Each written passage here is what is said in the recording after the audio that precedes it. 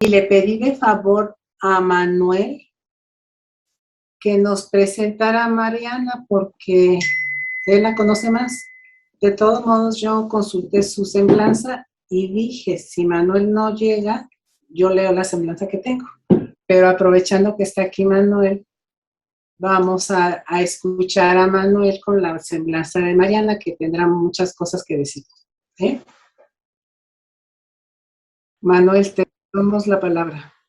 Muchas gracias, doctora Marta. Bueno, primero me quiero disculpar por la voz gangosa. Estoy con un resfriado. Por suerte solo es un resfriado, ya me hice la prueba. En fin. Bueno, voy a pasar a leer la semblanza de la doctora Mariana Moranchel Pocaterra. Ella es doctora en Derecho por la Facultad de Derecho de la Universidad Complutense de Madrid. Tiene una maestría en docencia jurídica por la Universidad de La Salle, licenciatura en Derecho por la UNAM y licenciatura en Antropología Social y Cultural por la Complutense de Madrid. Es profesora en la Universidad Autónoma Metropolitana, Unidad Coajimalpa. Además, es profesora de la Facultad de Derecho de la UNAM, en licenciatura y posgrado, imparte las materias de Historia del Derecho Mexicano, Derecho Romano, Evolución del Derecho Mexicano, entre otras.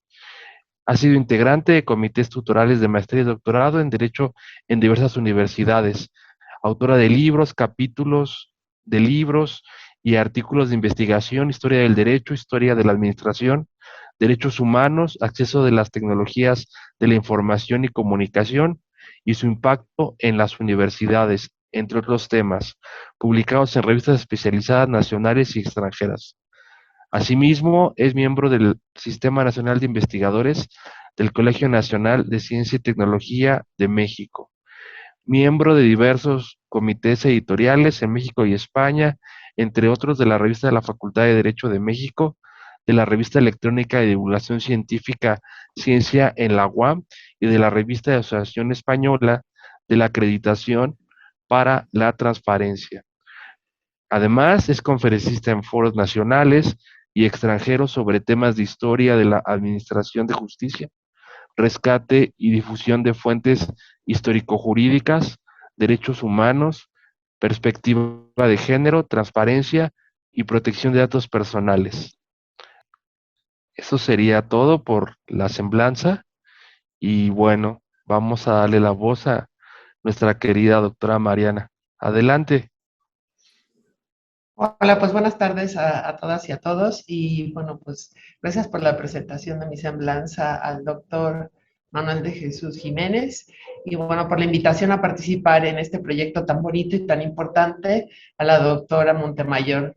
Me parece que es un trabajo en conjunto y que va unido la docencia con la investigación. Entonces es probable que todos estos trabajos finalmente también apoyen a la docencia. Bueno, a mí me toca hablar, o prefería hablar, de un tema que ya había tocado en un punto, pero me parece que hay que reflexionar más, y es la sátira como justicia, Claudio y la apocolosíntesis. Les comparto, es un poco complicada la obra, pero bueno, vamos a compartir mi... ¿Se ve? Ok. Bueno, entonces, la sátira como justicia, Claudio y la apocolosíntesis de Séneca.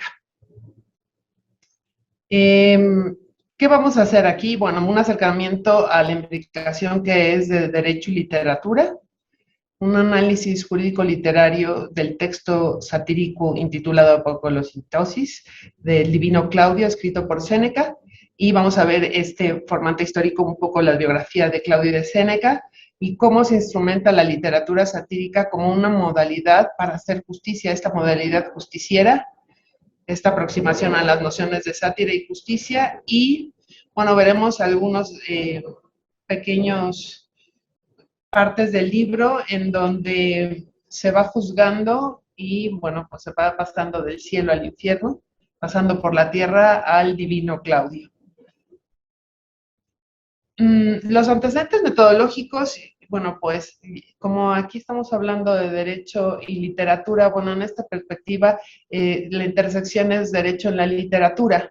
que es aquella que busca indagar sobre el imaginario jurídico que existe en la literatura.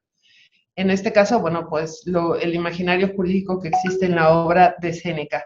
Hay numerosas obras en materia de derecho, sobre todo dirigido a derecho romano, que hacen alusión al derecho y la literatura. En este caso, bueno, pues está el texto de Clifford Ando y de Paul Duplessis, que es sobre derecho romano y sociedad. También está el libro de Scott McGill, que es Plagiarism and in Latin Literature. Y finalmente en México se publicó una obra de un profesor español que es Faustino Martínez Martínez, que específicamente él trata sobre la sátira contra la predilección del derecho romano. Entonces, pero referida a autores en el siglo XIX. Vamos a ver entonces la vida de Claudio, después veremos qué es lo que hizo en el imperio, por qué Séneca recrudece sus críticas hacia él, y veremos después la obra que es tan importante, ¿no? Entonces, la vida de Claudio. Tiberio Claudio Augusto Germánico, conocido como Claudio, nació en Lugdunum, una ciudad romana en la provincia de la Galia, que hoy podría ser León, en el año 10 a.C. Fue hijo de Druso, un importante soldado romano, y de Antonia la Menor, la hija de Marco Antonio, y de Octavia, hija del emperador Augusto. Según Suetonio, hija hermana de Augusto, Suetonio vivió su infancia y joven adultez en medio de enfermedades que debilitaron su cuerpo, hasta el extremo que ni siquiera cuando era adulto se le consideraba capaz de desempeñar ninguna función pública ni privada. Su madre repetía en múltiples ocasiones, su propia madre, que cuando hacía alusión a alguien decía, pues eres más tonto que mi hijo Claudio. Sobre su apariencia física hay centenar de textos que hablan de él y sobre sus disminuciones. Y bueno, hasta el propio Augusto, en su correspondencia con su hermana Livia, siempre manifestaba su determinación de mantenerlo apartado de la vida pública para evitar que ridicularizara a la familia imperial. Bueno, pero en el tiempo se dieron cuenta que si bien tenía una deficiencia física, no tenía una deficiencia mental. Así que este aislamiento que sufre el joven Claudio, del que nadie esperaba que después fuera el emperador Claudio, bueno, compensaba sus debilidades físicas con el desarrollo del intelecto, y así llegó a ser un gran, bueno, tenía esta poesía. Tras el asesinato del emperador Calígula, sobrino de Claudio, el Senado, en cuyas manos recaía el interregnum, trató de buscar un nuevo princeps en la persona de uno de sus miembros. Tras muchas discusiones a las que puso fin la guardia pretoriana, aclamaron en su campamento como imperator al último miembro masculino de la familia germánica. Sin embargo, contrario a las aspiraciones de la clase senatorial, Claudio pronto se convirtió en el cuarto emperador de lo que pasaría a ser la dinastía Julio-Claudia entre el año 41 y 54 después de Cristo.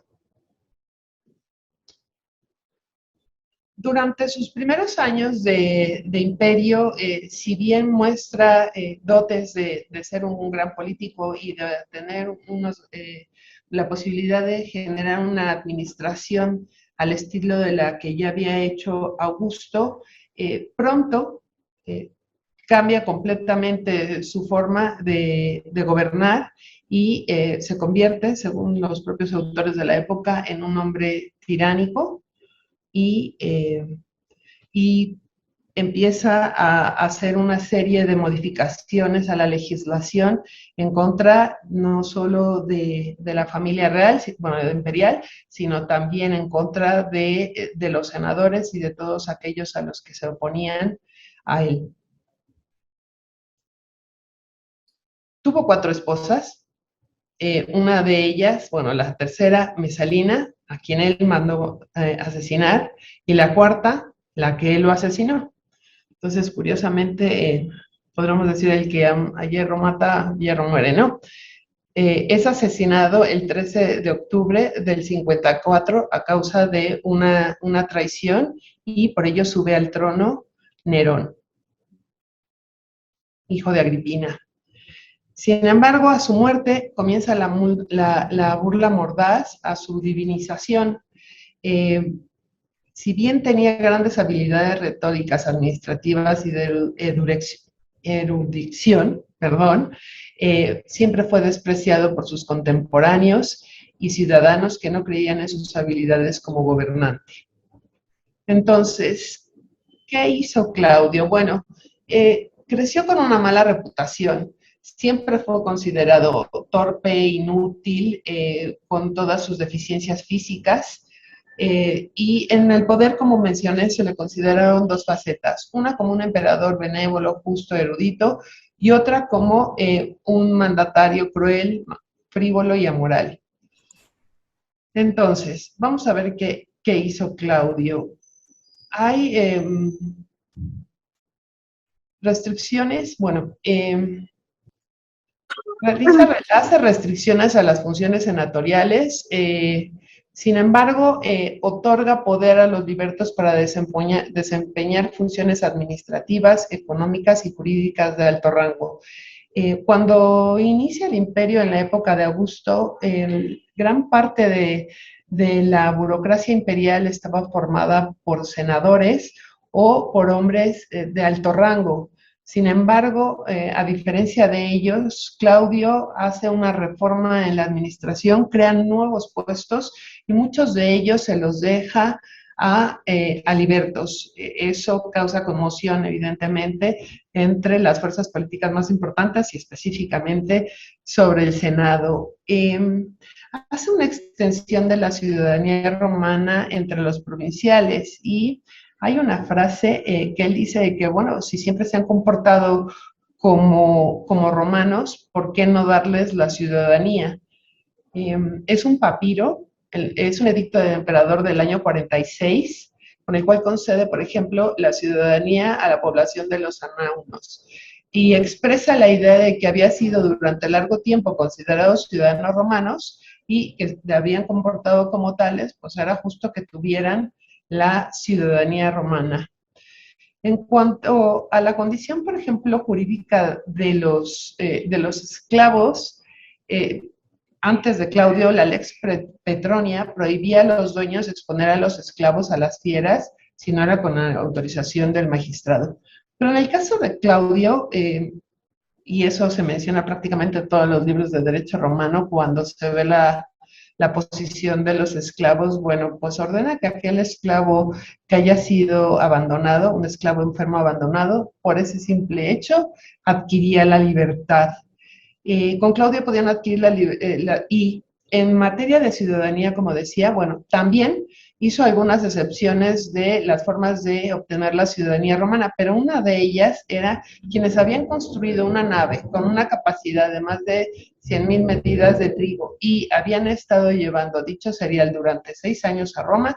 Por ese hecho, estos extranjeros también adquirían la ciudadanía romana.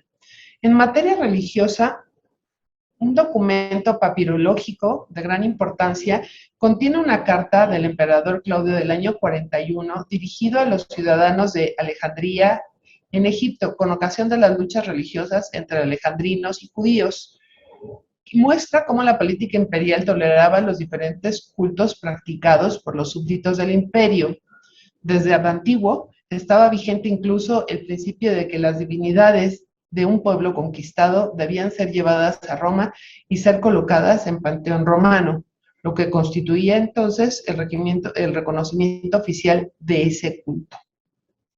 Según Suetonio y Tácito, el emperador Claudio, debido a su mala suerte corrida en sus 4 matrimonios anteriores, por ejemplo, juró a los pretorianos permanecer célibe, pero seducido por Agripina, hija de su hermano Germánico, sobornó a los senadores, quienes en la primera sesión lo incitaron a casarse con ella bajo el pretexto de que dicha unión era esencial para el imperio. ¿Cuál es la importancia, por ejemplo, de este hecho? pues estaba prohibido, bueno, el incesto estaba prohibido y en este caso se prohibía el matrimonio entre el hijo y la sobrina. Y en este caso, bueno, pues fue una dispensa. Así que durante su imperio y un poco después se permitió válidamente el matrimonio entre sobrino y tía. Perdón, entre tío y sobrina. También en cuanto en materia de derecho privado, también hace una serie de reformas importantísimas y es en el caso de la tutela. Las mujeres estaban sometidas a tutela. Si no había tutela testamentaria, estaba la tutela legítima. Y en la tutela legítima los tutores tenían que ser los agnados, o sea, toda la línea paterna. A partir de una lex Claudia, se abole para las mujeres ingenuas, es decir, las que siempre han sido libres, el poder, el poder tener tutor agnado, es decir, legítimo. Y ya directamente se nombraría un tutor testamentario. Y también en materia de tutores testamentarios, bueno, pues casi todos los que eran designados en los testamentos como tutores testamentarios, pues tenían buenas razones para no ser tutor testamentario hasta que con Claudio se determinan ciertas y específicas posibilidades de poder renunciar a la tutela a la tutela testamentaria. También por el otro lado, en materia de tutela, señala que el tutor testamentario tiene que ser confirmado por el magistrado y específicamente nombra a los cónsules como parte de los que van a ser responsables de llevar todos aquellos juicios que tengan que ver en materia de tutela. En ese sentido, podríamos decir que fue un gran emperador benévolo, justo y erudito. Sin embargo, bueno, pues está la otra cara de la moneda en cuanto a sus políticas públicas arbitrarias, injustas, en contra de sus coetáneos, ¿no? Y ahí hace asesinatos arbitrarios a sus adversarios, eso lo veremos en una parte del libro de la populocitosis, a todos aquellos a los que se quitan del medio. Por otro lado, prohíbe, por ejemplo, y además condena a pena de muerte a todos aquellos esclavos que hayan asesinado a sus dueños. Hace la aplicación de la ley lesa majestatis, que es una lesión contra la majestad, es decir, en caso de que a cualquiera se hubiera osado hacer algo en contra del emperador, bueno, tendrían que estar condenados a muerte. Y un poco eso fue lo que le pasó a Séneca. No fue condenado a muerte, pero sí se decía que se supone que había conspirado contra el emperador según su propia mujer y se fue al exilio.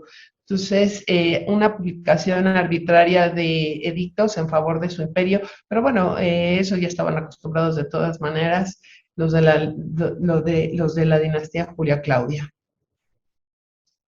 Y ahora vamos con el segundo personaje que es fundamental para poder entender esta intersección de derecho en la literatura, y es pues hablar de nuestro autor, que es Lucio Anneo Séneca.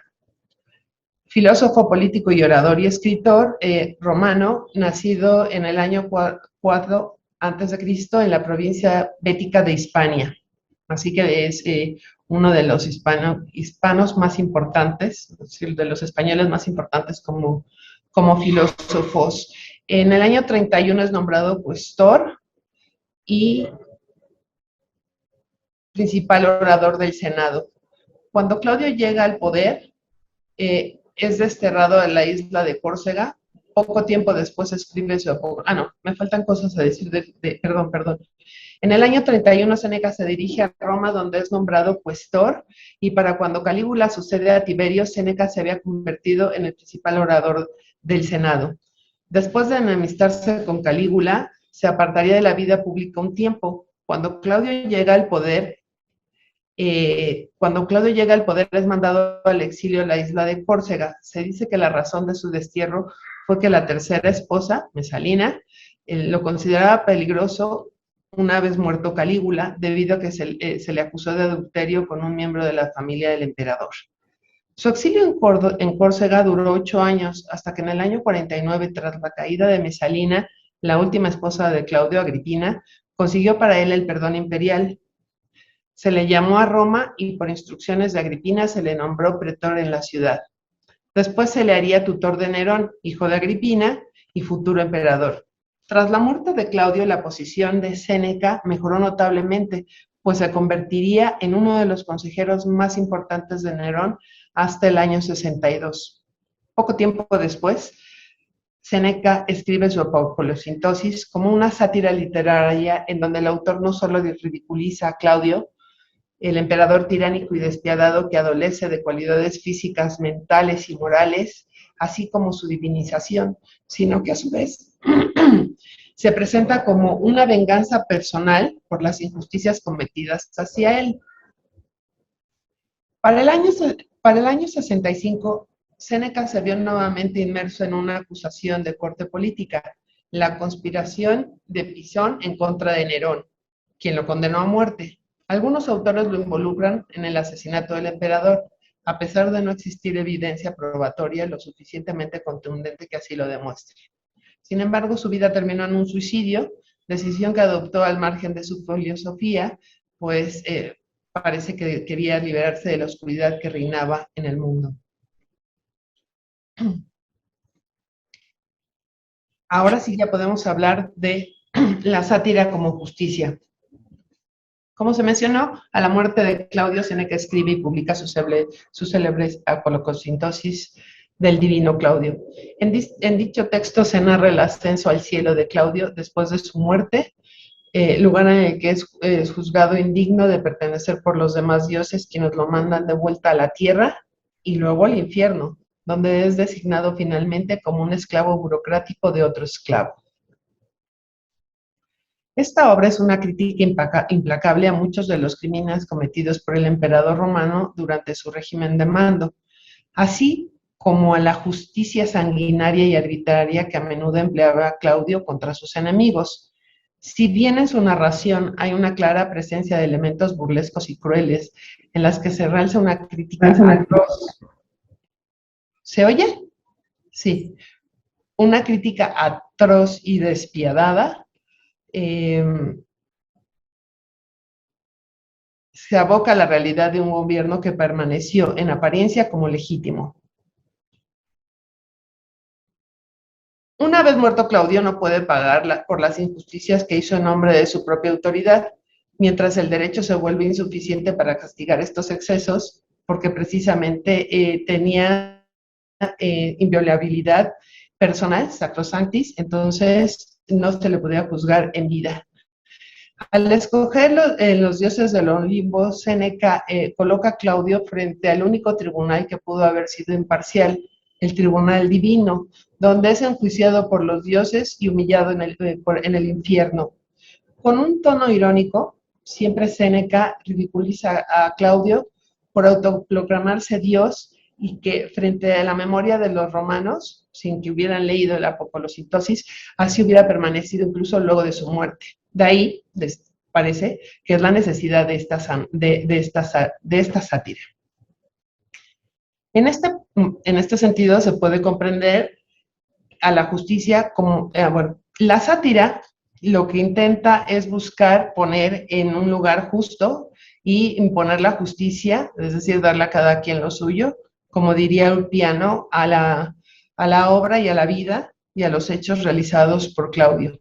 Entonces, en este sentido también habrá que hacer un poco la idea de qué es justicia. Bueno, pues siempre es entendido dentro de un marco referencial, o simplemente un parámetro que resulta útil para condenar aquello que es injusto, porque lo complicado es determinar qué es lo justo, es decir, qué es lo que le pertenece a cada quien sin dañar a otro. Entonces, lo que sí se puede determinar de manera más clara, y es a partir de esta sátira donde lo hace Séneca, es qué es lo injusto, siempre con un carácter moralizante y es simplemente no dañar a los demás. Y es un valor supremo intrínseco que además debe de guiar al mundo y generar la armonía y al derecho, evidentemente. En el caso de la sátira como justicia, lo consideramos como un recurso literario, como un tópico que permite mostrar a partir de estos sucesos y estas confabulaciones, en donde se relata un cruel hombre para llegar después a ser castigado severamente. Entonces, en este caso, para Séneca, Claudio Bromal, en vida, por lo tanto, es indigno de ir al cielo. El bien personificado en las distintas víctimas asesinadas por el emperador vence al final contra todo presagio. Y en este sentido, bueno, hay tres elementos concurrentes en la sátira, que es una tensión entre lo real y lo ideal, es decir, lo que realmente pasó y lo que esperaban que pasara. Hay una marcada comicidad a la hora de narrar lo sucedido y siempre hay una tendencia a la ironía. En este sentido, la sátira de Séneca cumple con todos estos elementos, precisamente, o estos aspectos inherentes, precisamente porque hace un estudio entre lo que pasó o lo que hubiera podido pasar, burlándose de él y con la ironía de él cómo se sentía un dios y al final pues es un esclavo de los esclavos.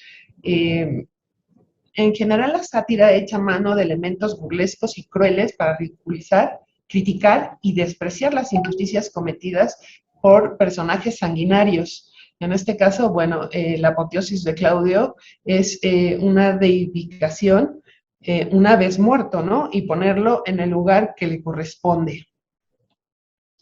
En este sentido, la sátira que existe en contra de Claudio en la Apocolosintosis es un discurso moralizador que procura alcanzar a través de una crítica y de una burla mordaz y establecer la personalidad tiránica que intentaría mostrarse frente a los dioses como un individuo incorruptible y benevolente. También con un tono irónico ridiculiza a Claudio por autoproclamarse Dios y que frente a la memoria de los romanos pudiera convertirse en un dios. En el texto, la sátira es el reclamo con el que se denuncian las atrocidades cometidas durante su gobierno. Así, para desenmascarar a un emperador hace falta echar mano de algo menos perecedero. En este sentido, la literatura funge como un contrapeso perfecto. Y también es una crítica a muchos crímenes cometidos por el emperador romano durante su régimen de mando, así como a la justicia sanguinaria y arbitraria en contra de sus enemigos. Bueno, frente a esta idea, vamos a ver cómo Séneca, en la Apocolosintosis, utiliza estos recursos literarios de la sátira, a través de la cual lo envía al infierno, pero pues, como dije antes, bueno, la Apocolosintosis se presenta de manera cronológica fragmentos de la obra de Séneca y el papel de justiciero de la memoria, es decir, para que ningún romano olvide las crueldades de un emperador que quiso ser Dios. Entonces, la primera humillación de Claudio es en este fragmento que ahora leeré. Narra el primer juicio de Claudio, pero ahora en el cielo. Es un monólogo del emperador Augusto, ya hecho Dios, quien, enfurecido por la presencia de Claudio, a quien no lo considera Dios, enumera sus crímenes más grandes y persuade a los demás dioses de expulsar del cielo y mandarlo al infierno.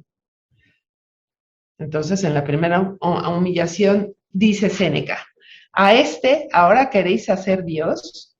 ¿Quién creerá en él? Puesto que el divino Claudio mató a su suegro Apio Silano, a sus dos yernos, Magno Pompeyo y Silano, al suegro de su hija, Craso Frugi, hombre tan semejante a él como un huevo a otro huevo, a Escribonia, suegra de su hija, a su esposa Mesalina y a los demás, cuyo cómputo no puede calcularse. Soy de parecer que se le castigue severamente y que no se le dé extensión en que se juzguen sus asuntos, y que cuanto antes se le deporte.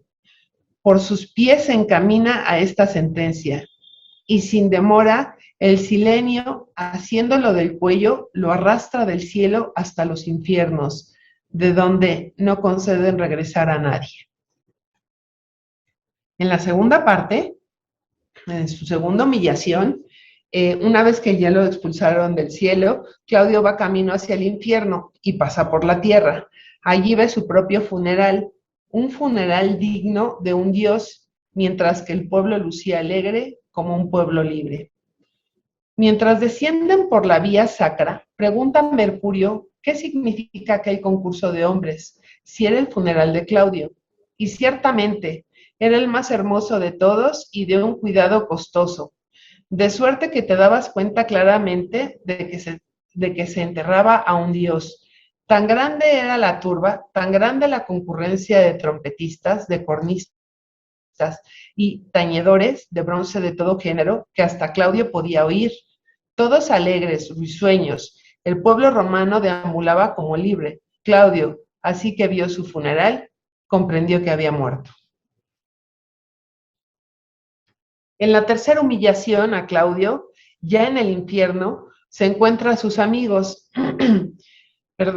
Pendón Pompeyo también toma la palabra y propone un juicio, el segundo en la colosintosis a Claudio.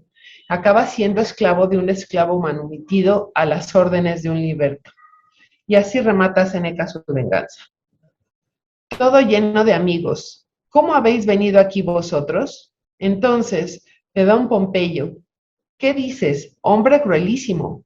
¿Preguntas cómo? Pues, ¿quién otros nos envían aquí sino tú, matador de todos tus amigos? Vayamos a juicio. Yo te mostraré aquí las silas. Lo conducen ante el tribunal de Aco. Entrega la acusación firmada a 35 senadores asesinados, 221 caballeros romanos y los demás, cuantos la arena y el polvo. No encuentra abogado. Eaco, hombre justísimo, lo veta y, oído solo una parte, lo condena y dice: si padecieres lo que cometiste, justicia recta se habrá cumplido.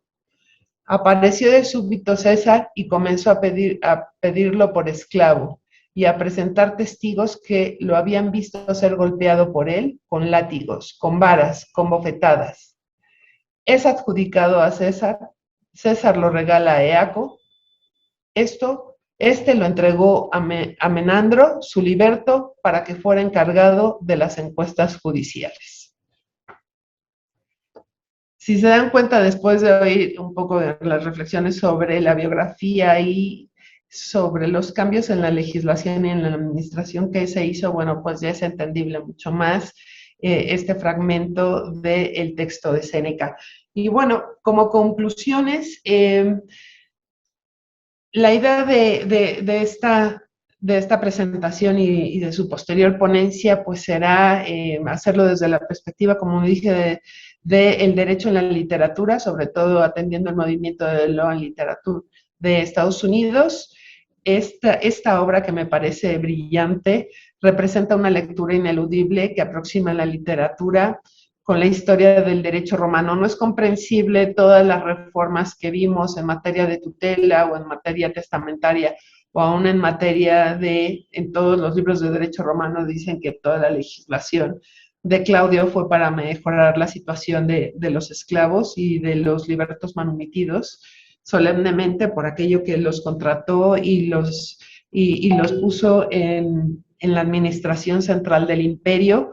No se podrían entender esas cosas si no podemos leer una obra como esta, pero hablando un poco de este texto de Derecho y Literatura y la sátira como justiciera, bueno, pues también aquí se hace toda, en las tres partes que mostramos, pues se ve cómo se hace un juicio a una persona a través de las pruebas que se van mostrando, que las sabían todos, pero que nadie en vida podía mencionarlas.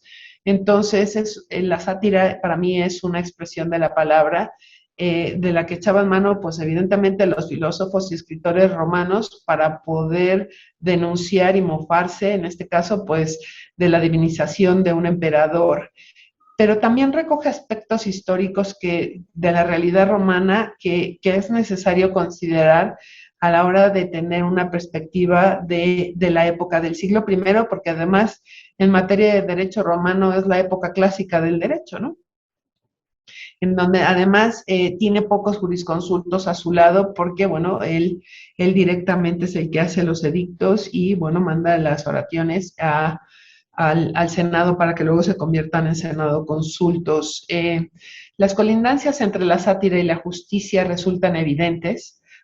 A mí este entrón que me gustó muchísimo, los esfuerzos satíricos de un filósofo romano dan cuenta de las implicaciones discursivas de la justicia si se le comprende como aquella que condena, que ha de castigar a los personajes romanos inmorales y despreciados de su tiempo. Y en este caso, tal y como lo realiza Séneca, la literatura emplea de una forma mordaz, una burla mordaz, y condena el empleo arbitrario del poder y que coloca a Claudio en el sitio que le corresponde, uno inhumano y perpetuo del que jamás saldrá o escapará. Muchas gracias.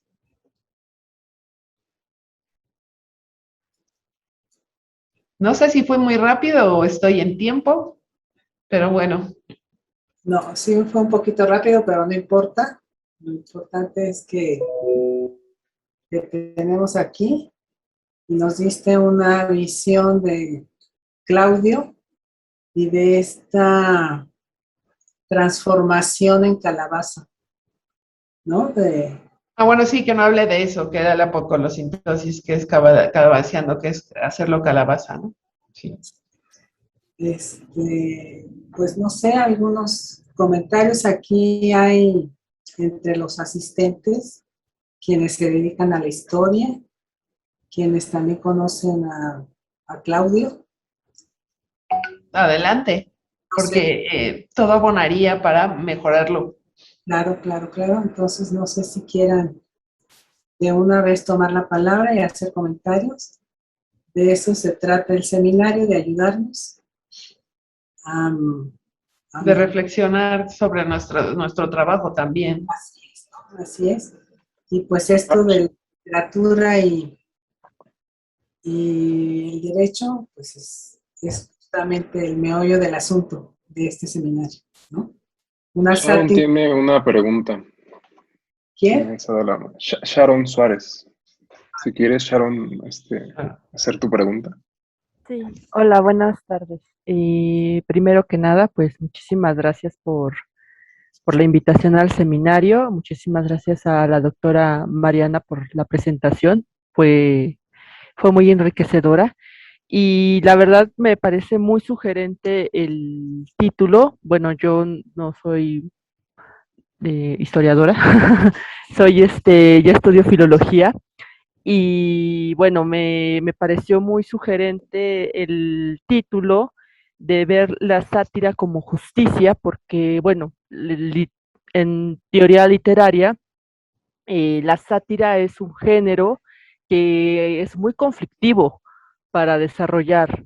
No solamente porque hubo algunas malinterpretaciones después durante el Renacimiento, no se sabía bien qué era sátira, hubo confusiones, etcétera, sino porque en realidad fue también juzgada como impropia. De hecho, pues en algunos tratados, pues como que se desaconseja su uso porque puede ser muy violenta y poco decorosa para el público y también puede causar la infamia de las personas que están poniendo, ¿no? En escena. Y bueno, claro ejemplo es lo que se nos ha presentado en estos momentos. Y, y entonces, bueno, pues ver precisamente cómo hay un gran cambio de perspectiva en cuanto a que algo no recomendado que al final pues se está utilizando precisamente como un recurso para denunciar una tiranía. Y bueno, pues precisamente al final lo comentó usted muy bien que no lo usó bueno, sí fue un literato, pero no propiamente, sino más que eso fue un filósofo. O sea, entonces, ¿cómo es que el filósofo está ateniendo a este tipo de recursos? Si lo hace precisamente como filósofo o si lo hace también como literato, no sé, bueno, me pongo a pensar en ello y, y bueno, pues es evidente que él también conocía como las sospechas que provocaba este género, puesto que la hizo justo a la muerte del, de Claudio, ¿no? O sea, no durante su vida, porque pues podría ser todavía escandaloso, pero esto no significa que no deje de echar mano del recurso para poder, pues no llamémoslo vengarse, pero sí para, pues como se dijo también en la sesión, como para mantener la justicia de la memoria, ¿no? O sea, evitar olvidar lo que había ocurrido y prevenir incluso, ¿no? Que volviese a ocurrir algo similar. Entonces, bueno, me pareció la verdad muy sugerente esta reivindicación a milenios de distancia de un género, pues que, como he dicho, pues puede resultar un poco conflictivo para la teoría literaria. Y es solamente esto. Muchísimas gracias. No, bueno, pues muchas gracias. Bueno, yo creo que no lo podía haber escrito en vida de Claudio porque finalmente lo hubieran matado. Entonces tenía que hacerlo con posterioridad y con un enemigo del propio Claudio, si no, también lo hubieran podido matar.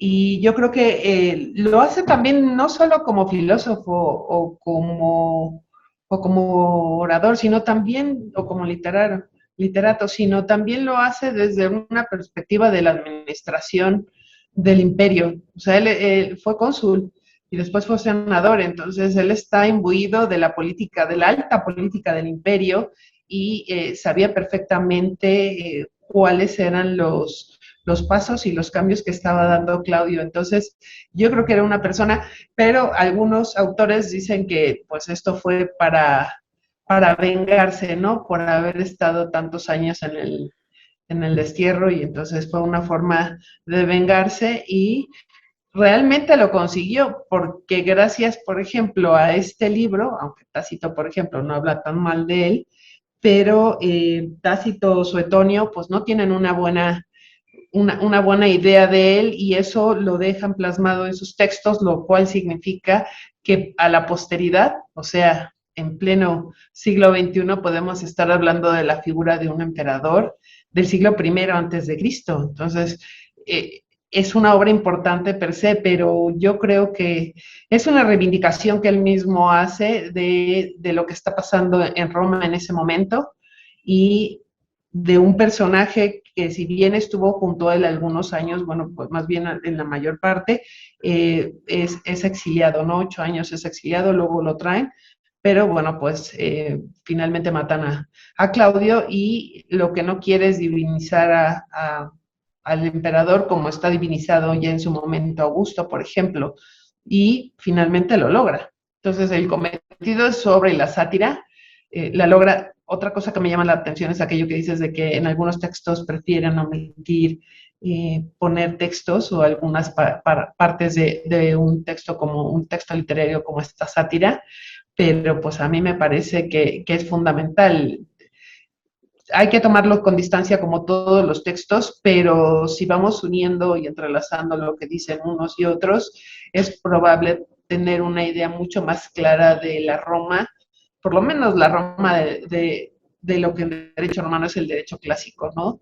Que es pues el que siempre se habla y es del derecho clásico, que luego llega al Corpus Juris, del que pasa a las universidades y llega a nosotros. Entonces, el siglo primero me parece que es un siglo que hay que estudiar y reestudiar, y en este caso, bueno, la intersección de derecho y literatura va unido con bueno, en parte del derecho, bueno, la justicia, que siempre se tiene que tener, y como ya dijimos, bueno, la justicia puede ser algo mucho más etéreo, y es algo más concreto decir a alguien que no es justo, a alguien que sí lo fue, sí. Pero bueno, eso es lo que yo creo. Muchas gracias. Bueno, ¿alguien más quiere hacer alguna pregunta, un comentario? Giovanni, por favor. Gracias, buenas tardes. No, desde luego felicitar a la ponente como siempre. Y tengo varias preguntas. La primera, ¿qué impacto, o si se sabe qué impacto tuvo en ese momento esta parte de esta obra de Séneca? Porque a Séneca lo comparan con Sócrates, ¿no? Inclusive hay hasta una escultura donde una cara la tiene Sócrates y del otro lado la tiene Séneca. O si realmente se veía pues como algo más lúdico o como una venganza como usted lo maneja. Y dos, si el texto, por lo menos en la parte que pude ver la versión que viene en latín y en otra viene, bueno, en una parte viene como en prosa y otro en verso, si ese alguna tiene algún, ahora sí que para un efecto filológico tiene algún sentido, o básicamente la intención del autor siempre fue mantener ese reclamo, esa queja o esa dolencia.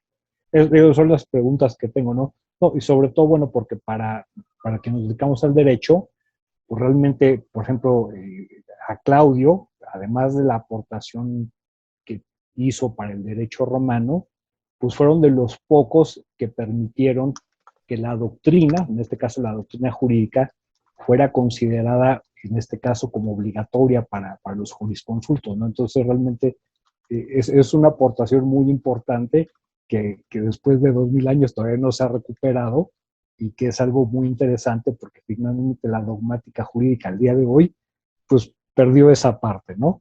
Pero bueno, las preguntas son dos nada más. Gracias.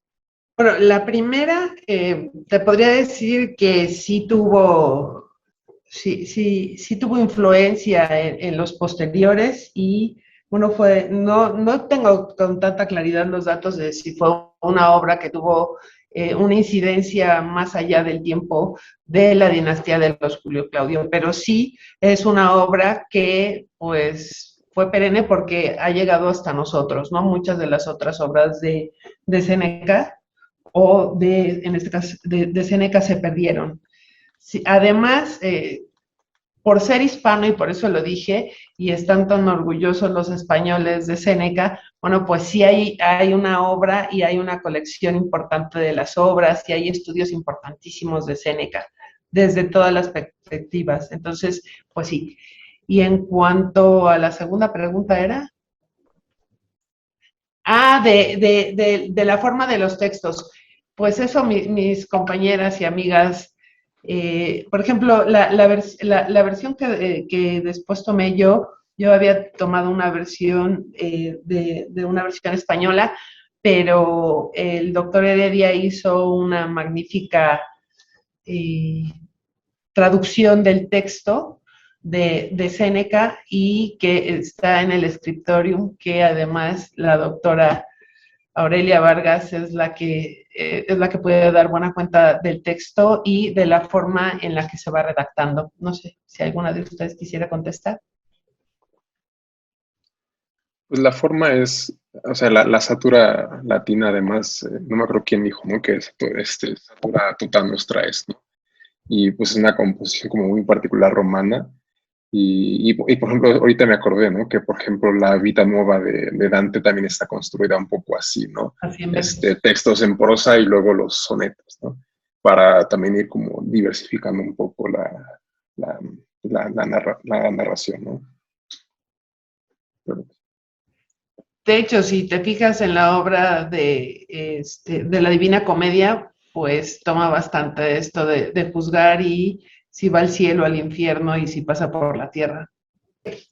estudiando un poco la Divina Comedia, que como dijo Genaro, que un poco es en prosa y otro poco es en verso, Bueno, pues, y además, sí se oye, ¿verdad? Con la idea de enjuiciar a una persona y que se va al cielo o se va al infierno y los círculos luego ya del infierno de Dante, bueno, pues también.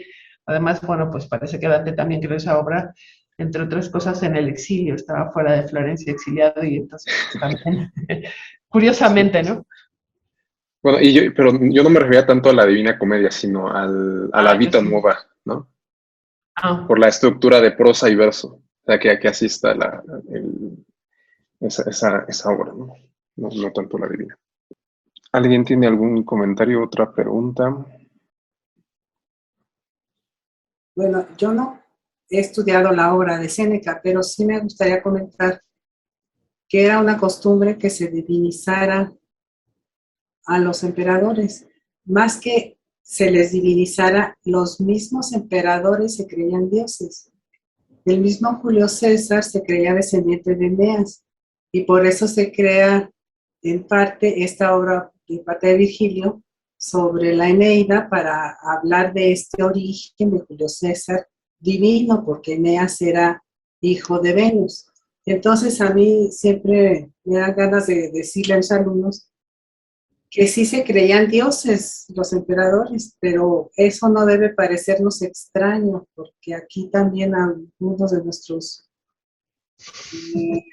poderosos, ¿verdad? O de nuestros políticos o de nuestros eh, presidentes o demás, pues se sienten, ¿no? Y muchos personajes de esta época se sienten como dioses. O sea, así es como yo me lo quiero explicar, es una forma de ser de los personajes que tienen poder, ¿no? Entonces, es esta también a lo mejor por ahí también va la sátira de Séneca, de no se convirtió en Dios, sino en una calabaza, ¿no? O sea, ahí está las grandes burlas.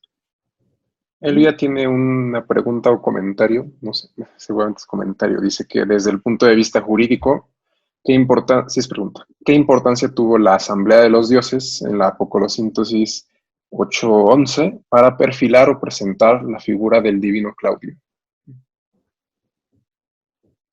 pues los dioses romanos eran era el tribunal de tribunales, ¿no? Además, si era un dios en la tierra, precisamente por ser descendiente de Eneas, pues era el único, y así lo planteo, el único tribunal que podía juzgarlo era el tribunal de los dioses, esos que están en el cielo y que iban a juzgar junto con otros que también fueron al cielo que iban a juzgar la vida y la obra de Claudio.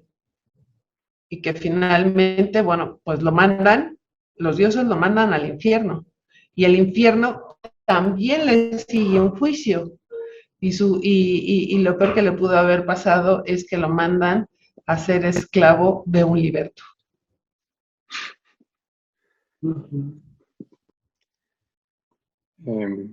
Si alguien quiere comentar algo más, si no, yo aprovecharé, Mariana, para comentarte algo también que me parece muy interesante. No me he metido mucho con la apocolosíntesis, yo estoy trabajando los textos más filosóficos, pero lo que sí quería decirte es que esta idea de que a través de la sátira y que sean los dioses, ¿no?, los que van a enjuiciar un poco a Claudio, se podría rastrear también, por ejemplo, vaya, es la ley divina, ¿no? Son los dioses, entonces también se va a conectar con la ley natural, ¿no? Entonces, pensar también que Séneca, al ser un estoico, ¿no?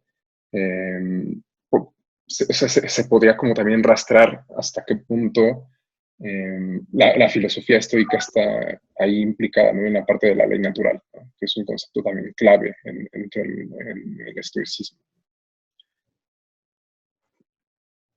Ok, lo consideraré para incluirlo un poco. O sea, me parece que es interesante también, ¿no? Porque algo que yo estoy haciendo, que es sobre el de Providentia de Séneca, es que se dice que es un tratado, un diálogo filosófico, pero Séneca era todo, ¿no? O sea, era filósofo, pero también era orador, estudió retórica, pues era abogado, entonces, además, ¿no? Está viviendo en un momento de cambios también sociales, y al haber cambios sociales, hay un libro interesante sobre eso de Séneca, al haber cambios sociales, también el cambio de discurso va a ser necesario. Entonces, Séneca no se va a limitar a un solo discurso o a solamente unos cuantos recursos, ¿no? Retóricos, y va a aprovechar lo que tiene a su disposición. Entonces creo que también hay que verlo desde ese punto de vista, de que este texto sí es una sátira, pero va a recurrir a otro tipo de elementos, ¿no? Retóricos o filosóficos, de varias índole. Ok. Judita tiene una pregunta. Bueno, o un comentario. No, bueno, O comentario. en primer lugar, muchas gracias, Mariana, por esta presentación. Creo que hay varias cosas que comentar. El tema me interesa mucho porque pues yo también, bueno, doy clase de historia de Roma, dedicaré mi presentación a Claudio, aunque en otro aspecto, ¿no? Entonces intentaré ser breve, ¿no? Si no, pues Genaro me puede callar el micrófono. Creo que si bien es cierto que Séneca pues tiene una muy mala opinión de Claudio, y como él, la tradición, digamos, de la historiografía cercana a los senadores que vendrá después, y eso ha hecho que la figura de Claudio se haya visto siempre de manera negativa. Por otro lado, es muy cierto también que en las últimas décadas muchos investigadores se han, digamos, interesado en intentar rastrear otras voces acerca del principado de Claudio. Entonces, la primera cuestión que creo que sería interesante es rastrear la presencia de lo que dice Séneca en otras fuentes. Porque usted misma lo decía, ¿no? A lo largo de la presentación, pues nosotros tenemos una voz, pero esta voz pues tiene sus intenciones, sus razones de ser. Y entonces es importantísimo con la historia romana, pero vale para la historia de Grecia también, etcétera, corroborar fuentes, ¿no? Y rastrear para poder asegurar si efectivamente, o sea, digamos, no creer todo lo que nos están contando, porque nosotros pues estamos muy lejos en el tiempo y no siempre nos queda claro cuáles son las motivaciones detrás. Lo que ahora se está intentando hacer en esta recuperación de la figura de Claudio es justamente mostrar que qué cosas, bueno, que sus acciones dentro del Principado han sido muy buenas en términos de administración, en términos de lo que también usted dijo durante la presentación, ¿no? Organización interna y organización externa. Y Claudio se inserta con estas otras visiones, si leemos a Dion Casio, a Tácito, a Flavio, Josefo, etcétera, como un personaje mucho más, pues, digamos, con muchos más matices que no lo que nos presenta Séneca, ¿no? Evidentemente, para el tema, por ejemplo, de la divinización, estoy de acuerdo con la doctora Marta, no es solo Claudio, o sea, todos los emperadores, empezando con Octaviano, que llega a decir que su padre hay que llamarlo el Divus Iulius, y entonces él será el Filius del divino César. Y tendrá Octaviano todo el problema de no aceptar desde un inicio que le rindan culto estando él en vida, pero dirá, bueno, como en Oriente están acostumbrados, pues dejémoslo, ¿no? Pero abrirá el paso a la divinización de los emperadores una vez que mueran. O sea, puede ser divus solo aquel que ha muerto, si no, no puede ser divus. Luego tendremos personajes que querrán que los reconozcan como dioses en vida. Pero bueno, este es otro tema. Con Diocleciano. Creo que Sí, sí, Nerón mismo, en fin, muchísimos a lo largo de toda la historia romana. Lo que, para cerrar, lo que creo que es muy interesante en estas conexiones entre literatura y derecho es justamente ver cómo las fuentes que tenemos a disposición pues nos van relatando estos aspectos, ¿no?, de la vida jurídica y cómo se perfila entonces este retrato. Un retrato que evidentemente tenemos que pues aceptar que no es, ¿no?, ni blanco ni negro, sino el resultado de muchas sombras.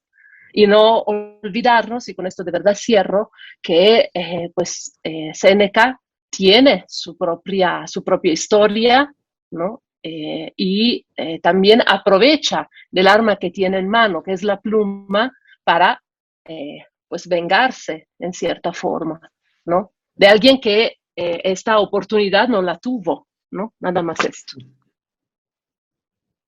Pues sí, coincido contigo de que hay nuevas formas de ver la imagen de Claudio, muy recientemente, pero pues por la pregunta que hacía Giovanni, pues nos damos cuenta que Séneca tuvo un gran impacto, aún en los posteriores estudiosos del imperio de Claudio, en donde siempre citan a Séneca, a Dion, Casio y a Tácito también, que le da una perspectiva diferente de Claudio. Lo único es que justamente mi presentación y el artículo tiene que ver más que de la verdadera vida de Claudio, es cómo a través de la literatura, y en este caso de la sátira, cómo podemos entender el derecho en una época y en un momento determinado. Y en este caso, más que el derecho, es la justicia, o lo que entendían hasta los propios romanos por justicia. Entonces, probablemente en otro artículo, y por eso dije, no soy especialista en estudios clásicos, sino más en derecho, pero nosotros lo que queríamos es esta intervención de cómo se ve a través de la literatura, en los ojos de la sátira, cómo se imparte justicia a un personaje en específico, que en este caso es Claudio. Coincido contigo de que ni todo es blanco ni todo es negro, siempre hay claroscuros, o sea, hay grises en un solo personaje.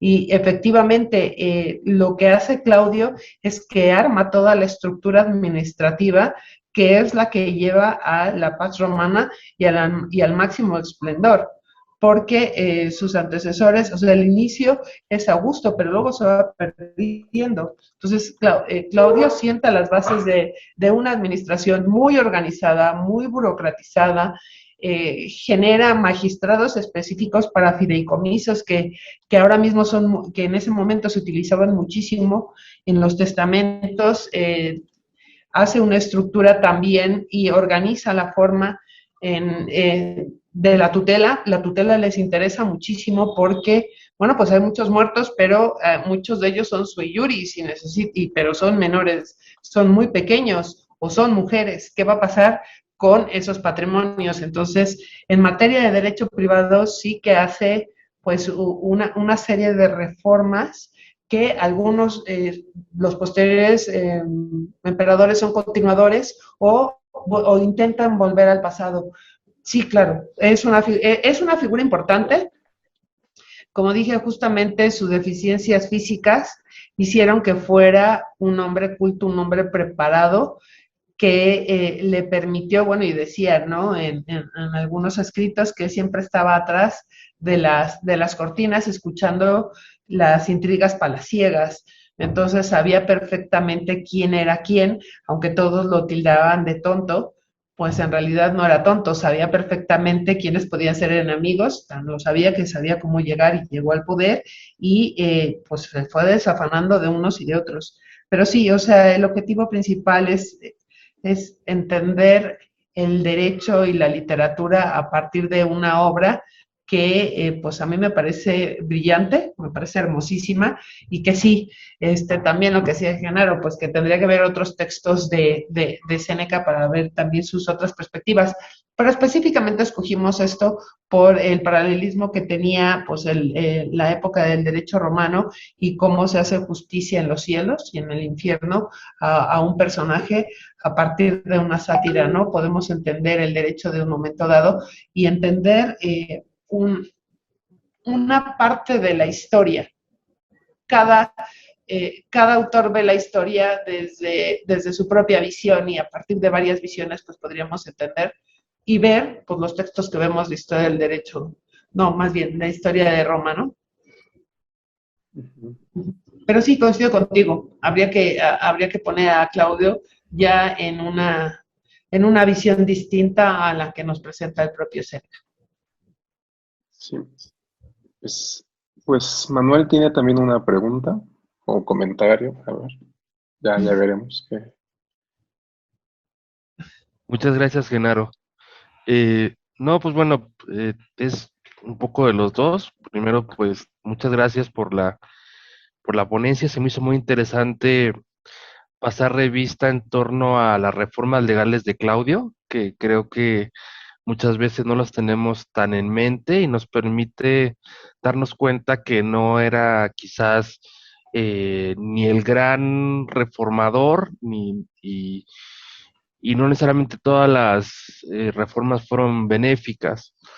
Y bueno, más allá de esto, y ya que estaba hablando del tema de la divinización, que me parece que viene, digo, yo tampoco soy especialista en estudios clásicos, eh, pero creo que algo que he visto por ahí es que también desde incluso Augusto ya está presente un poco este proceso a la muerte de los emperadores, y bueno, ellos mismos van construyendo su mito en vida. eh, y si esta divinización se podía relacionar con la divinización de los emperadores y la teoría del derecho divino, que sobre todo ya más en la Edad Media va a tener su auge. Digo, y eso no solo se lo comento a Mariana, quizás aquí a las colegas o los colegas que saben más de historia política, a lo mejor nos podrían dar alguna luz. Gracias. Bueno, en mi perspectiva no creo que tendría que ver tanto desde esa postura. La postura de la divinización también viene a partir del cristianismo. Entonces, sí cambia ahí en el siglo I de Cristo. Bueno, pues el cristianismo estaba en ciernes y pues las ideas todavía no estaban recuperadas ya como en la Edad Media. Entonces, bueno, pues en principio está el vicario de Cristo en la tierra y él podía ungir o no ungir a un príncipe, ¿no? Y de ahí de que el vicario de Cristo, el mismo representante de Cristo en la tierra, es el que te unge, bueno, pues ahí ya tienes un halo místico con el que juegan muchas veces, ¿no? Pero no sé la opinión de los demás. Yo siempre he entendido que la divinización tiene que ver en Roma con la idea de eternidad, porque los romanos siempre tenían la idea de no morir y de ser eternos, y al momento de ser dioses, pues llegan a ser eternos. Por eso también hablan de las constelaciones, y por eso también hay muchos mitos en que se conserva un Hércules en una constelación para que sea eterno, para esa idea de eternidad. El mismo Ovidio en sus Metamorfosis al final dice que él va a vivir para que lo lean en los siglos posteriores y en los años venideros, ¿verdad? Para que él sea eterno. Y así yo entiendo esa idea de la divinización, porque incluso el poeta es eterno, porque el escritor es eterno, el escritor vive a través de su obra y perdura a través de su obra. No sé si lo he entendido bien, pero esa es sensación y la idea y la reflexión que siempre he hecho en torno a esta idea de divinización, no tanto, sí porque son poderosos, porque son fuertes, porque son más que los demás, pero también eso, con esa idea de permanecer para la posteridad. Y entonces esa ya es una idea muy romántica, al menos yo porque soy romántica, ¿verdad? Porque pues un escritor crea su obra para que lo lean en la posteridad, y eso es lo que uno deja a final de cuentas, ¿no? Que pues en esta vida todo se acaba, pero eso no se acaba. Entonces yo no sé, Y vaya reflexiones mías también, con lo que lee. y vaya también en esa idea de la divinización del emperador, está el culto al emperador, ¿no? Que además, como decía Mariana, en la cuestión en los primeros siglos del cristianismo estaba pues casi la obligación, ¿no? Para los cristianos de rendirle culto al emperador, ¿no? Y de esa manera podían saber si eran cristianos o no. Pero bueno, Judita, puedes hacer tu comentario, no sé. O- Y era Emiliano respecto también. a Sí, la respuesta que dio la doctora Mariana a lo que yo planteaba. Muchas gracias porque me quedó más claro. Entonces, tengo una duda a la respuesta. No sé si se podrá hacer esto, pero lo pongo sobre la mesa. Tiene que ver con el tema de la justicia. Entonces, la idea, si entiendo bien, es revisar lo que Séneca dice que es la justicia que se da, bueno, que se realiza en el cielo. Y entonces razonar sobre si esta justicia a la que alude Séneca se daba en Roma, ¿entendí bien? más que cómo se daba en Roma es cómo entender las injusticias que cometió y a partir de esas injusticias poderlo juzgar en un tribunal, en el tribunal de los dioses, y a partir de ahí sentenciarlo, ¿no? No tanto que así Ok, se llevaba el procedimiento formulario o el extraordinario, no, sino esta idea etérea de la justicia, cómo llevarla ante un personaje y este personaje cómo es visto por lo que él pensaba que iban a ser sus iguales, que eran los dioses. ok, ya. Lo Muchas que él gracias. pensaba que iban a ser sus iguales. Uh-huh. Ahora sí, Emiliano, Gracias, comentario, Genaro, pregunta, lo también. que quieras. Gracias.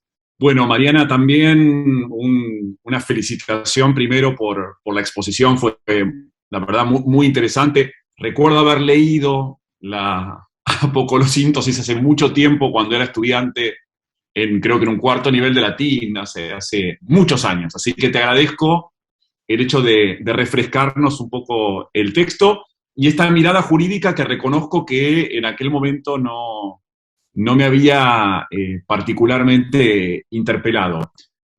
Una de las cosas que me interesaba quizás aportar en términos metodológicos, porque lo cierto es que mi conocimiento de la época de Séneca es escaso, tiene que ver con a partir del humor se genera una suerte de justicia poética, ¿no? Es decir, el humor vuelve a establecer a partir, digamos, de la comicidad, un ámbito, digamos, de lo justo, que estas figuras, digamos, de poder desmesurado, evidentemente han dejado de lado, ¿no? Y eso es lo que me hace quizás comparar, si bien por supuesto la sátira claramente es un género particularmente romano, con la comediografía griega, ¿no? La comedia política griega, y en particular, cuando yo trabajaba y trabajé la comedia de Aristófanes, donde hay numerosas críticas respecto al manejo jurídico de las figuras políticas de la época, como Cleón o como Hipérbolo, lo que yo terminé notando es que hay ciertos rasgos literarios que sirven precisamente para utilizar el humor como herramienta, digamos, de crítica jurídica. ¿no? Entonces, por ejemplo, cada vez que hay referencias a la justicia en estas figuras, digamos, de los demagogos, suele ser o un derecho absolutamente exagerado, ¿no? Una suerte de hipérbole jurídica, o, como me parece que claramente en esta obra aparece, a partir, digamos, de una suerte de subversión, digamos, del estatus que le corresponden, digamos, a estas figuras públicas, ¿no? Entonces, un personaje que debería estar divinizado, bueno, efectivamente es totalmente denostado, ¿no? Bueno, entonces, quizás mi pregunta es, ¿cómo ves vos en la obra estos juegos, digamos, metodológicos con el humor respecto del derecho? Es decir, ¿en qué medida el humor sirve como herramienta para poder hacer justicia criticando, digamos, a estas figuras centrales? Para ver si por ahí hay elementos comunes que uno puede rastrear a lo largo de... Como tú lo dices, pues sí. ¿Sí? Eso. Gracias. Tal como tú lo dices, a mí me parece pues que también es una denuncia, puede servir de denuncia de un sistema.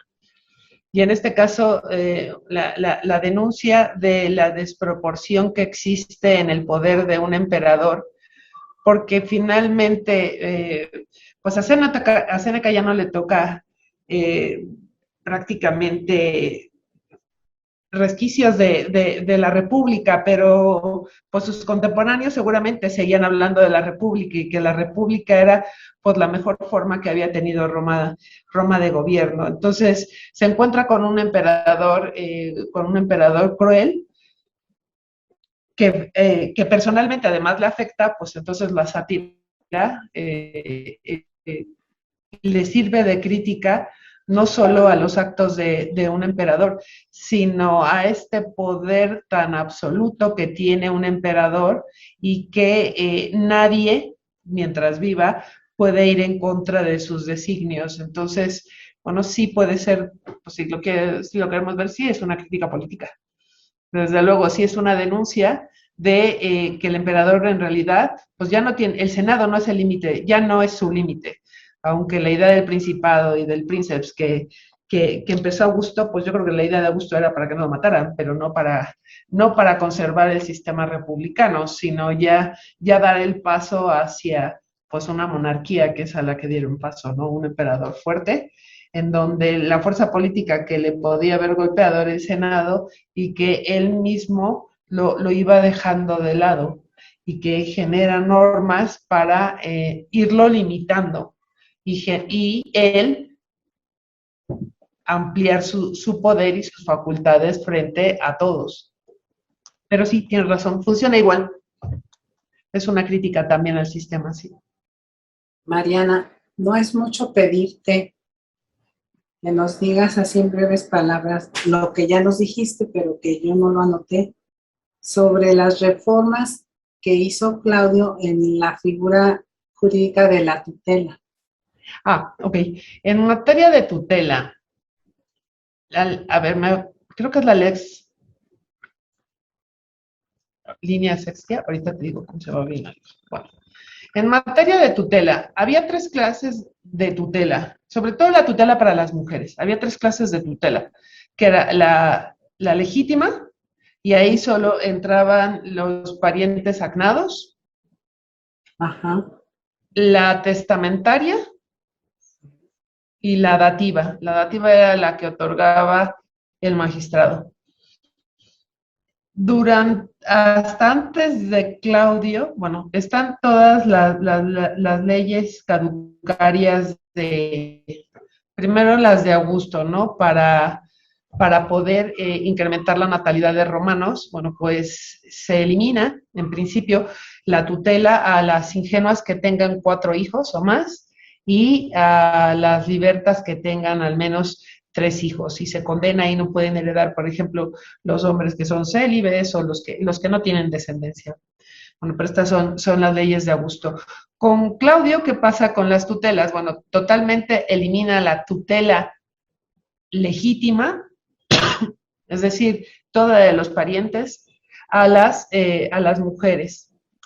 Entonces solo va a haber para las mujeres ingenuas, la tutela testamentaria o la tutela dativa. Para el caso de la tutela dativa, Claudio crea, específicamente les señala que los cónsules son los que van a conocer en materia de tutela. Van a ser los encargados de conocer toda la materia de tutela. También hay una reforma que hace, porque parece que en la época de Claudio es que se dio un caso muy sonado, de un filifamilia que mata a su padre para obtener la herencia, y como sabía que iba a ser el heredero, pues a partir de allí pagar las deudas, ¿no? Y me parece que es en la época de Claudio, nada más te lo confirmo, en la que se prohíbe a los hijos que hayan asesinado a sus padres, pues ser los herederos. O sea, sí hace también una reforma en ese sentido, pero en la que más se le reconoce es en la de los esclavos enfermos y que los dejan sueltos, pues por ese hecho ya van a adquirir la libertad. Y también en el caso de tutelas, esto que yo dije de las mujeres que no pueden estar sujetas, que podrían ya no estar sujetas a tutela dativa, a tutela legítima, solo es en el caso de las ingenuas. En el caso de las libertas, no. Las libertas pueden estar sujetas a la voluntad de la tutela del patrón, o sea, del ex dueño, del patrón.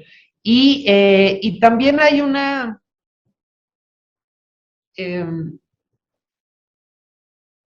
excepción a esto, y es si tienen hijos, los filifamilias que luego van a ser estos patrones, se le puede dejar la tutela a uno de ellos, y esto también tiene que ver en el caso de las libertas y de los libertos, porque llegan a tener patrimonio, y entonces, como no pueden hacer testamento, pues al final entra la sucesión legítima, y entonces la sucesión legítima de quién va, esa herencia para quién va, y entonces eso tendría que ver que va para los patronos, en el caso de las mujeres o de los hombres. Entonces, sí hay toda una reestructura en esa materia, pero también tiene que ver con las herencias, o sea, no solo porque no estén sometidas las mujeres a tutela, que lo seguirán estando, pero a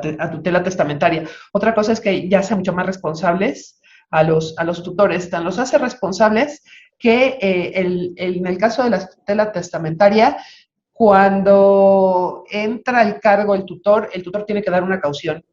Es decir, tiene que garantizar la función, porque también se dio muchos de los casos en Roma que pues el tutor malversaba los bienes del pupilo, ¿no? Entonces, es importante porque el tutor ahora, primero, no puede renunciar al cargo, sino por óptimas razones. Y segundo, tiene que dar caución para poder entrar a la tutela y responsabilizarse de los bienes. Ya sea como autoritas interposicio o como gestión negocio, depende de las edades y depende del sexo, es como va a actuar con unos o con otros, pero sí, tutela de mujeres o tutela de menores. Pero sí, pues, precisamente porque debía de existir una serie de irregularidades en esta materia. Entonces, pero eso es más derecho privado, entonces en lo que más se le conoce a él es en materia de derecho público y en todos los cambios y las modificaciones que hizo en materia de administración, que bueno, yo después de leer bastantes cosas de las reformas legales y administrativas que hizo en base a darles estas responsabilidades ya no a censores o ya no a importantes magistrados o exmagistrados o senadores y dárselos a libertos, es porque confiaba más en los libertos que en los senadores o en el resto, ¿no? Entonces, también debió de haber una razón, todavía estoy estudiándolo eso, pero también debió una razón política por la que decide crear oficinas administrativas importantísimas y pone al frente a libertos y deja a un lado, pues, los antiguos senadores o magistrados que ocuparan esas plazas, ¿no? Que tenían además mayores ideas que los propios libertos, ¿no? Entonces, el hecho que él se rodeara de libertos supone, y digo, solo lo hago como suposición y como una hipótesis que tendría que comprobar después de leer muchas cosas, que pues estaba mucho más cómodo con ellos y pensaba que lo iban a traicionar menos que el resto que ya conocía. Insisto, tengo que estudiarlo mucho más, ¿no? Pero sí es muy curioso que nombra a libertos. Hay alguien que pide la palabra ahí, si nos puede ilustrar e iluminar, yo encantada. ¿Sí? ¿Alguien tiene la mano levantada? Ah, bueno, Judita dice que Octavio ya empezaba a hacerlo. Ah, sí. Ok. Sí, Judita, sí, justamente lo que retoma Claudio es todas las reformas de Octavio, justamente. Pero las amplía y crea a nuevos funcionarios imperiales. Bien. Esta Diana Mejía también tiene una pregunta o comentario. Sí, muchas gracias. Es más bien un comentario, bueno, algo que me pareció muy interesante. En principio, felicito a la doctora y agradezco que nos acerque a este tipo de lecturas. Particularmente, cuando yo, hasta este momento, cuando yo pensaba en Séneca, se me venían a la mente cuestiones completamente distintas a lo que aborda en su texto de Apocalipsintosis.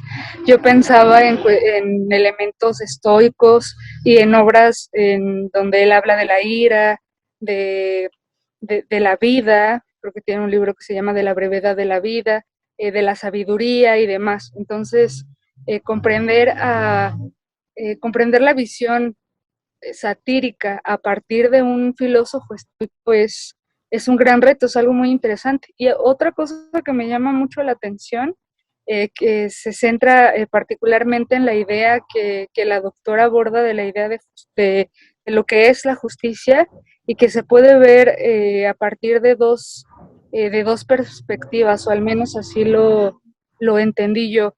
Y si me permiten la expresión, en un primer momento, esta concepción de una justicia jurídica, porque al final del día lo que realiza Séneca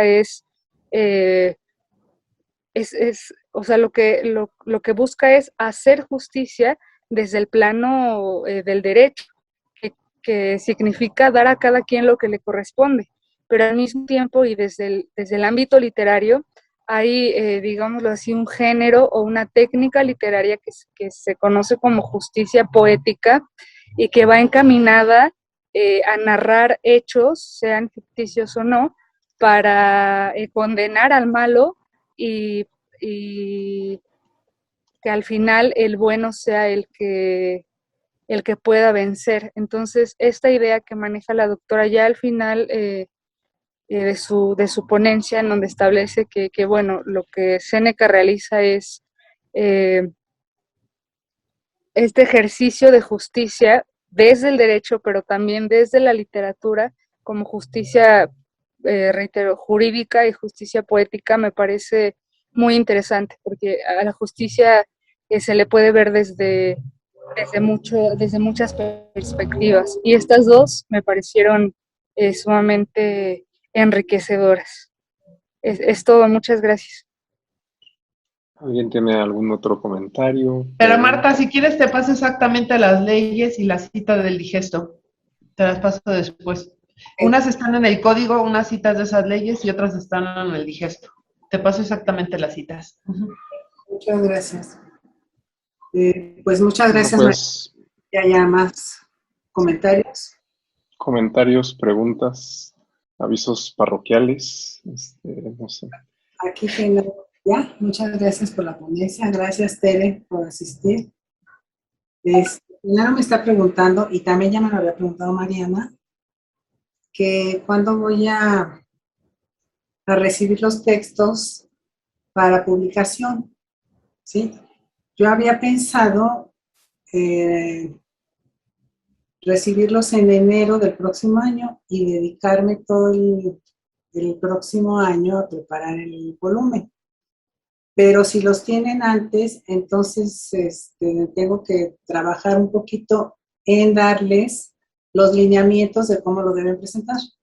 Entonces nada más denme un poquito de tiempo para hacerles pues una lista de cómo deben presentar las notas y la bibliografía y estas cosas. Y yo creo que podré hacerlo a finales de septiembre o en octubre más bien, porque tenemos lo de las jornadas filológicas que también me va a tener ocupado. Y entonces si alguien tiene su texto, pues se los recibo desde antes. Pero vamos a tener en cuenta, o a tomar en cuenta que Paola, que creo que no vino, ¿verdad, Emiliano? Paola, y me dijo que sí iba a poder venir. Sí, es raro, porque a mí también me había dicho que hoy se conectaba, sí. En la sesión pasada tampoco pudo estar, pero bueno, me la saludas y dile que sigue estando anotada para la sesión. Estamos ahorita en agosto. La siguiente sesión es septiembre y le toca a Genaro. Y después de septiembre le toca a Paola. Y ya para en noviembre le toca a Judita. ¿Sí? Y Tere, que no he hablado muy bien con ella, la vamos a dejar. Ya hablaremos, Tere, porque Tere tuvo un problemita de salud y cambió la sesión porque a Tere le tocaba la siguiente sesión, ¿sí? Pero bueno, entonces en eso quedamos, ¿sí? Y si quieren participar en el volumen con algún texto que no se haya presentado, por supuesto que será bienvenido. Y si quieren presentar más textos o más ponencias, más conferencias o como le llamemos, o más exposiciones, las programamos para el próximo año. ¿Sí? Bueno, así que, pues muchas gracias. No sé si hay algún otro asunto que tratar. Sí. Muchas gracias por la oportunidad y gracias por haber estado este día aquí. Sí. Muchas gracias. No, al contrario, a ti, Mariana. Yo encantada, ya sabes, contigo y con Manuel, de que hayan aceptado participar en este seminario, ¿sí? Entonces seguimos. Emiliano, me da gusto verlos a ti y a todos, ¿no? Sí, y bueno, Muchas nada más gracias. para recordarles que la siguiente sesión, ¿no?, del seminario, que me tocará a mí, además, es el 30 de septiembre, ¿no?, el jueves 30 de septiembre. Ok, gracias, Emiliano. ¿Sí? Para que no se les escape la fecha. No. Sí, haciéndome propaganda yo solo, ¿no? Sí. Propaganda como la propaganda del emperador, ¿no? Dale, ya te estás creyendo muy a gusto, muy claro, a ver. Divus Januarius. O sea, ya hasta el nombre. Sí, ahora cambiaré el nombre de Twitter, pero... Oye, muy característico de ti, Genaro. Bueno, pues muchas gracias. Peri, después vemos qué fecha Sí. ¿sí? Bueno, de todos modos, te estaremos escuchando, Peri. Sí, cómo no. ¿Sí? Bueno. Pues muchísimas gracias. Sí, gracias a todos por su presencia y los esperamos el próximo mes.